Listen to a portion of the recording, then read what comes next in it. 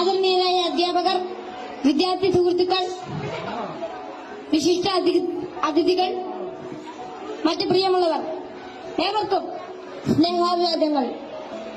മാനവ ചരിത്രത്തിൽ ഇന്നുവരെ നേരിട്ടിട്ടുള്ള എല്ലാ ദുരന്തങ്ങളെക്കാളും ഭയാനകവും പ്രകൃതിശേഷിയേറിയതും നാശകരവും പ്രത്യാഘാതം ദീർഘകാലത്തേക്ക് നിലനിൽക്കുന്നതുമായ ഒരു മഹാവിപത്താണ് ലഹരിയുടെ ഉപയോഗം.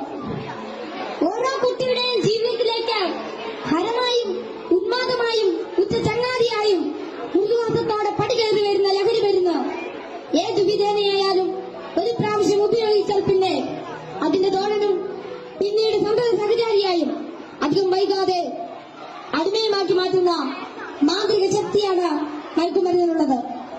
മയക്കുമരുന്നിന്റെ ഈ മാന്ത്രിക ശക്തിയെക്കുറിച്ച് പറയുമ്പോൾ കടൽക്കിടവിന്റെ കഥയാണ് എനിക്ക് ഓർമ്മ വരുന്നത്. കൂട്ടുകാരെ, നിങ്ങൾ കടൽക്കിടവിന്റെ കഥ കേട്ടിട്ടില്ലേ?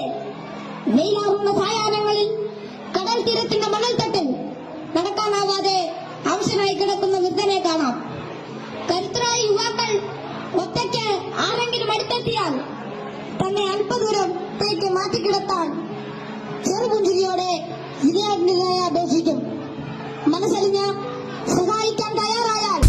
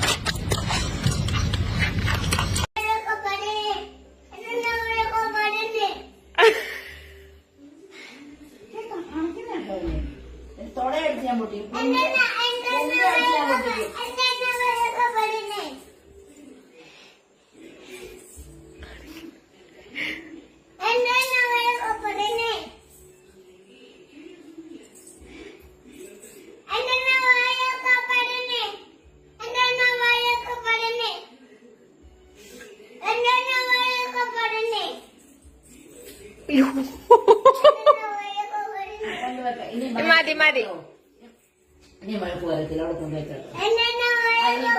ഇനി പറയത്തില്ല.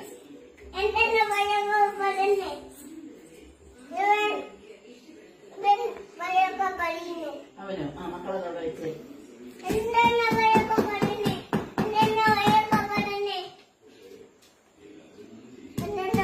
കുമ്പിക്കണ്ടിക്കണേ, നല്ല പാപ്പൊക്കെ തിന്നണേ, നല്ല ചോറൊക്കെ തിന്നണേ, നല്ലോണം കുമ്പിക്കണ്ടിക്കണേ, നല്ലോണം കാപ്പിയൊക്കെ കുടിക്കണേ. പഠിക്കണ കാര്യമൊന്നും പറയണില്ലേ? പഠിക്കണമേ. കുമ്പിക്കണ്ടിക്കണേ, നല്ല പാപ്പൊക്കെ തിന്നണേ, നല്ല ചോറൊക്കെ തിന്നണേ, നല്ലോണം കുമ്പിക്കണ്ടിക്കണേ, നല്ലോണം കാപ്പിയൊക്കെ കുടിക്കണേ. പഠിക്കണ കാര്യമൊന്നും പറയണില്ലേ? പഠിക്കണമേ.